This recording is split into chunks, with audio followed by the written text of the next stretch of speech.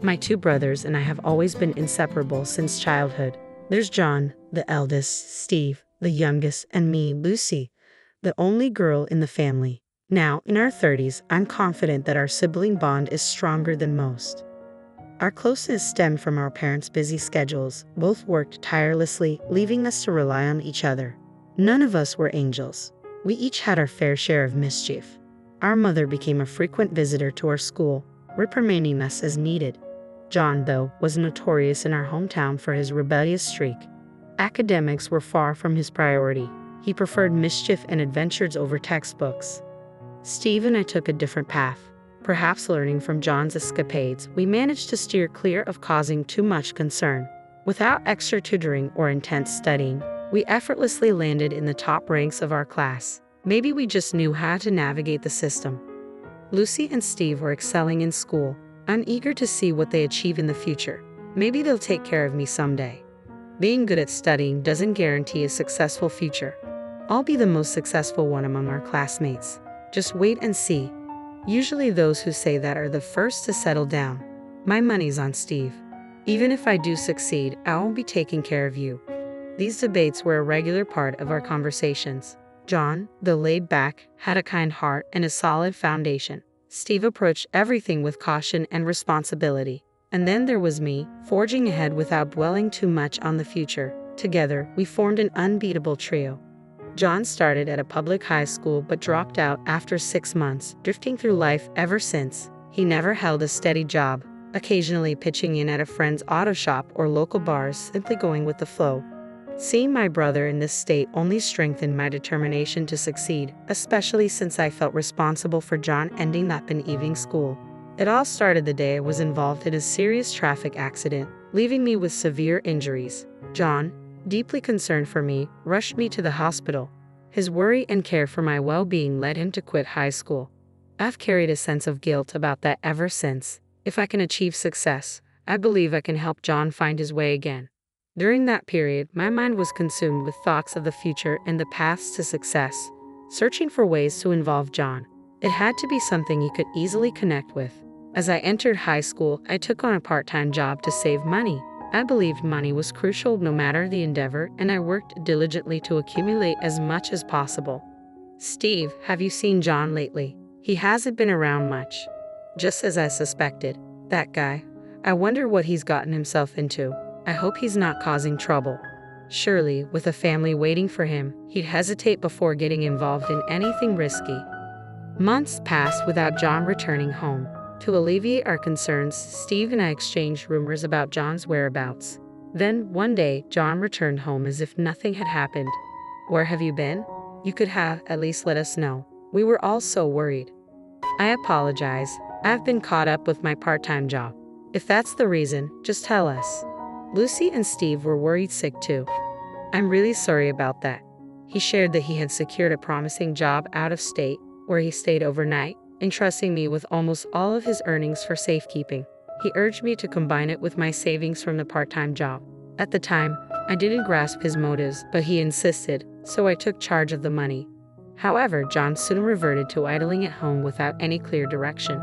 While he never landed a full-time job, he occasionally took on part-time work, which seemed to satisfy our parents. After high school, I was eager to pursue a thorough study of business administration in college. Thankfully, my strong academic performance earned me a full scholarship, easing the financial burden on our parents. This achievement also filled my brother with pride. It was during this period that John began to show signs of change. How much longer are you going to live like this? Without a full-time job, how do you expect to marry the girl you like? Well, there's actually a company that's been showing interest through a colleague, but I'm undecided. You have such an opportunity. What kind of company is it? Construction. It's the site where I've been doing part-time work for the past few months. Not sure if I see myself doing it forever. Starts early in the morning. You should take it. If you've got the chance, give it your best shot. Encouraged by my firm push, John took on the job full-time the following week. Surprisingly, it suited him better than expected. Contrary to our family's expectations, he showed up on time and without complaints. Seeing John thrive, I decided to pursue a career in architecture. I believed establishing myself in the only field my brother, without higher education, had mastered would secure his future. During vocational school, I continued working part-time and managed to save enough to buy a relatively expensive car. Living with my parents certainly helped, but I was proud of my savings. My mother, understanding my dedication to saving, quietly supported me. She packed my lunches every day, minimizing unnecessary expenses during vocational school. Her unwavering support meant the world to me. After graduating from vocational school, I joined a well-connected company to build my network, earned numerous certifications, and diligently prepared for independence while fostering relationships. Meanwhile, John remained dedicated to his job, allowing me to focus on laying the groundwork for my own business venture. Eventually, I launched my own company, but at first, I hesitated to invite John to join. Financially, I couldn't afford both of us taking a risk simultaneously, so I opted to observe for a while.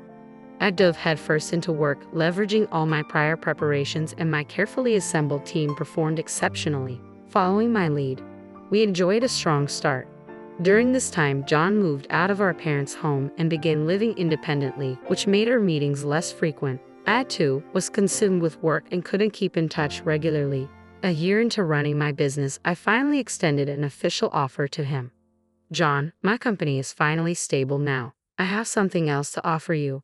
What I want to do next is expand the business further, and I need your help. Can you assist me? I don't think there's anything I can do.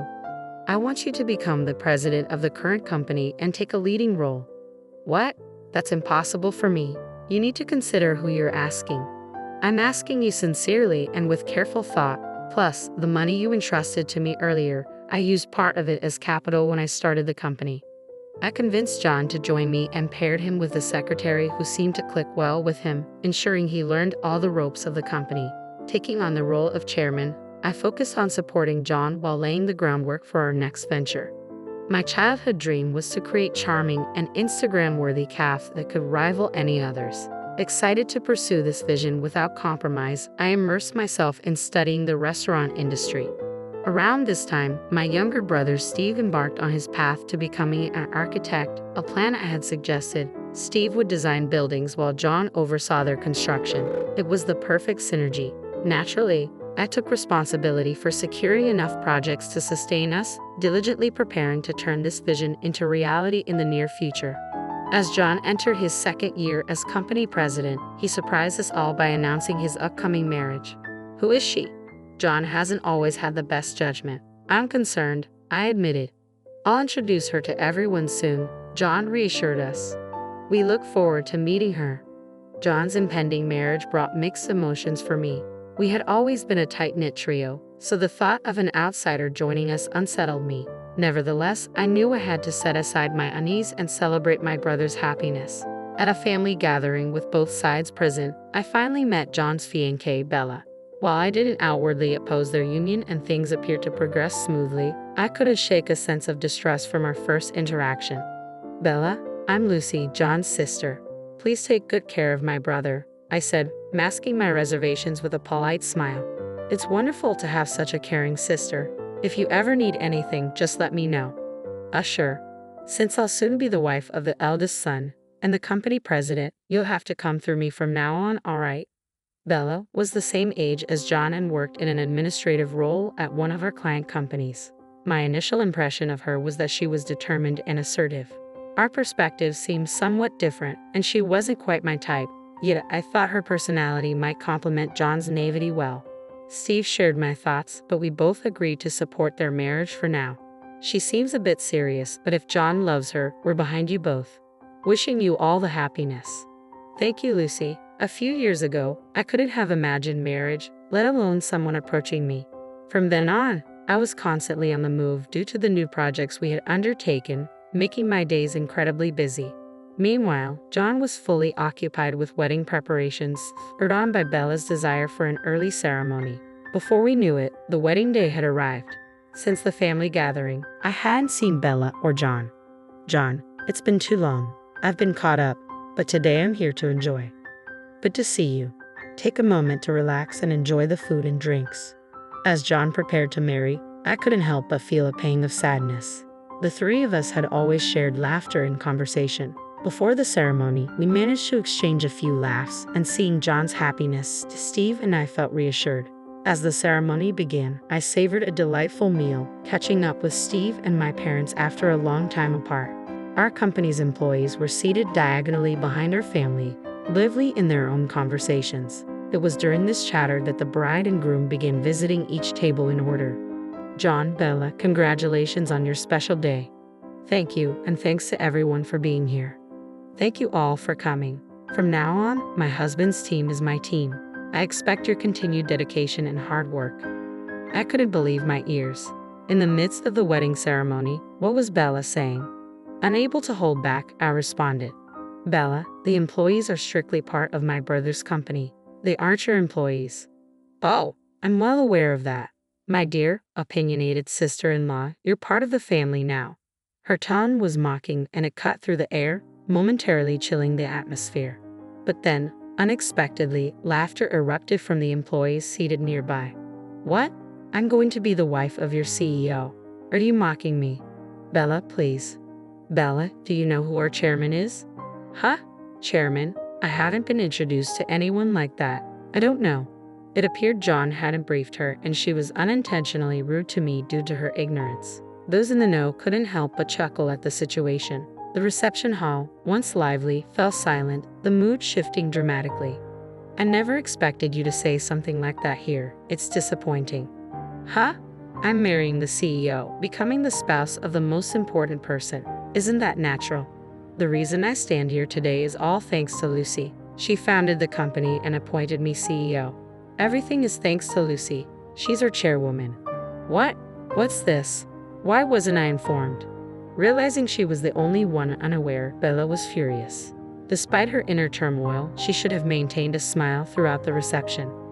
I apologize, but given your true feelings, I've reconsidered. Let's consider this marriage null and void. John, that's extreme. I've shown poor judgment. I apologize to everyone. John bowed deeply to the guests in the hall. The wedding ceremony came to an abrupt end, and people dispersed. Later, I learned that Bella had grown up in poverty, dreaming of marrying a wealthy man for a better life. Meeting John, she seemed determined to fulfill that ideal. After the disrupted ceremony, Bella repeatedly begged John to reconsider, but he remained resolute in his decision to end things. During their relationship, Bella had always appeared respectful and reserved around John, so her confrontational behavior towards others surprised him. He confided in me that he found it difficult to trust women and intended to focus solely on his career. His dedication paid off, and he excelled at work. Meanwhile, my dream of expanding our shops became a reality, and Steve achieved his goal of joining our company after passing his exams. Despite our professional achievements, all three of us remained single, which was a source of quiet sadness. I remembered our rare gathering together. Do you have anyone in mind to marry, Lucy? I'm really into my work right now. Marriage and kids aren't on my mind yet. Same here.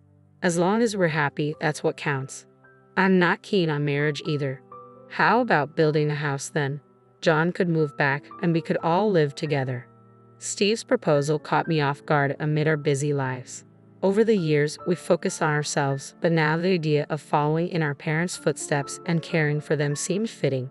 While the company was making progress and taking shape, there was still much to do before we could call it a success. Starting with a home as a base and building our future together sounded like a solid plan. I rarely agreed with Steve's suggestion. Steve, that's brilliant. What a wonderful idea. Exactly. Steve, you handle the design. Lucy, find us the perfect plot of land, and I'll build us a spectacular house. This was the exact scenario I had always dreamed of, achieving something together with my brothers. We'd been a team since childhood, and I'd always hoped we could carry that bond into adulthood. My brothers and I, right then, I felt fearless about the future. Even if I never marry or find a partner, I have strong allies by my side. With them, I'm confident I can continue pursuing what brings me joy.